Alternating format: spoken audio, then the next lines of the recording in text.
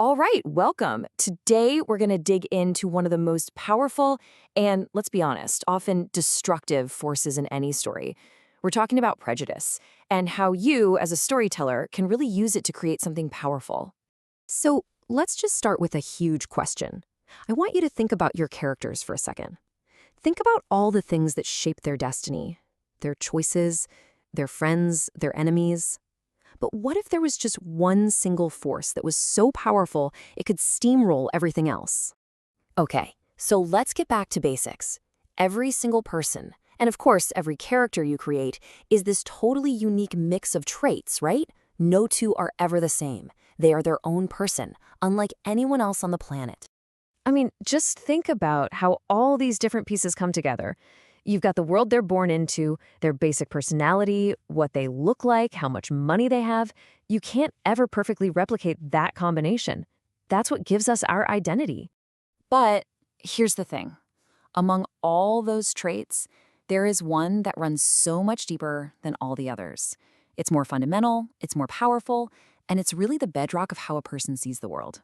And that trait is prejudice. Now, prejudice isn't just some opinion a character picks up. The idea here is that it's the most deep-rooted characteristic we have. It starts taking shape the second we're born, molded by every little thing we see and hear, way before we're even capable of logical thought. And this phrase really nails its core nature. Prejudice is solid, it's firm, it's like an anchor buried deep inside our personality. But it's that exact, unshakable quality that causes so many problems, both in our stories and, in real life. To really see how this plays out in a story, we've got to look at the perfect case study, the movie The Hunt. Seriously, it's like a masterclass in showing the absolutely devastating power of prejudice. The story of the main character, Lucas, it just unfolds with this brutal speed. Here's a good guy, a kindergarten teacher, living a quiet life. Then, one confused little kid tells a lie. And just like that, instantly, with zero proof, he's branded a monster by the same people who were his friends just yesterday. The prejudice locks in, and his entire life is torn apart by nothing more than what people believe is true. Now, let's look at what happens after the explosion, because this is where the truly terrifying nature of prejudice shows up. It's not just about the accusation itself. It's about the root that it leaves behind, something that just won't go away. So later in the film, the truth comes out. It's proven, factually, objectively, that the whole thing was a lie. Lucas is innocent. Case closed, everything goes back to normal, right? Not even close. I mean, the facts have completely changed, but has anything really changed in the hearts and minds of his community? And that's the real conflict of the story.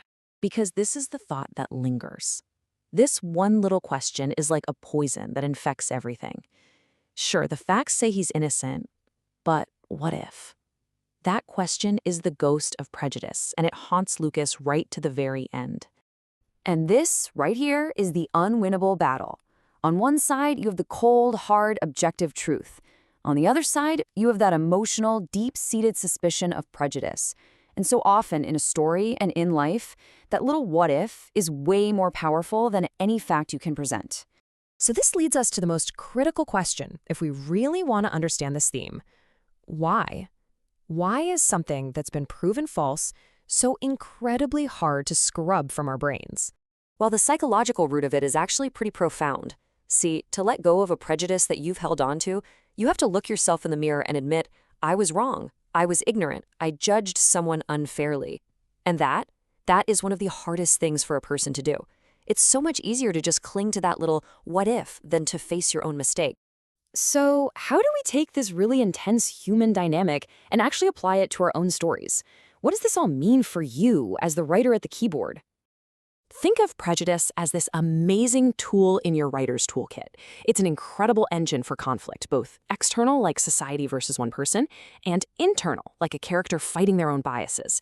It gives you a powerful, unshakable motivation for a villain or even a whole society. It adds so much thematic depth, and maybe most importantly, it's the ultimate test that shows us who a character really is under pressure. So I'll leave you with this question. Take a look at the world you've built. Look at the characters you've created. What is that unshakable belief?